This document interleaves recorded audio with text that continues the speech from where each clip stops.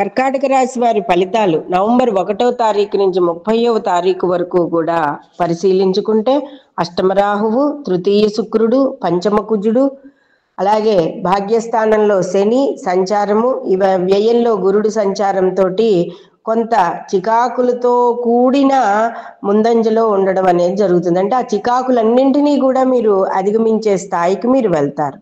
అలాగే విజయాలు సాధిస్తారు. విదేశీ ప్రయాణాలలో ఇబ్బందులు ఎదుర్కోకుండా ముందుకు వెళ్తారు. విదేశీ ప్రయాణాలలో లాభం పడతారు. ఆరోగ్యంపై దృష్టి పెట్టుకుంటారు. అన్ని విషయాల్లో విజయం సాధిస్తారు.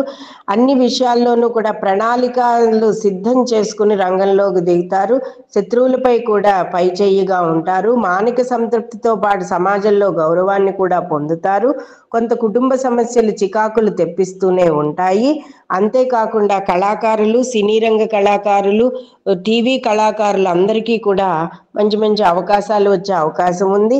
అష్టమ రాహువు వలన కొంత మెడకు సంబంధించిన, భుజాలకు సంబంధించిన ఇబ్బందులతోటి గురవుతూ ఉంటారు. అలాగే పెళ్లి కుదిరే వాళ్ళకి కూడా ఈ మాసం కూడా వివాహం ఆలస్యం అయ్యే అవకాశం ఉంది. పెళ్లి కుదిరిన వారు కూడా జాగ్రత్తగా ఉండడం అనేది మంచిది. ఇక అన్ని రంగాల వారికి కూడా ఈ మాసం బాగుంది. విద్యార్థులు కొంచెం కష్టపడాల్సి వస్తుంది. మానసిక సంతృప్తి ఎంత ఉన్నా కూడా అది సరిపోనట్టుగానే మీరు భావన చేసుకుంటూ ఉంటారు. కాబట్టి ఈ మాసం అంతా కూడా లక్ష్మీ ఆరాధన చేసుకుని లక్ష్మీదేవి మంత్రాన్ని శ్రీం మహాలక్ష్మీ నమః అనే మంత్రాన్ని మననం చేసుకోవడం అనేది మంచిది. గోసూక్తం వినడం అనేది చాలా మంచిది.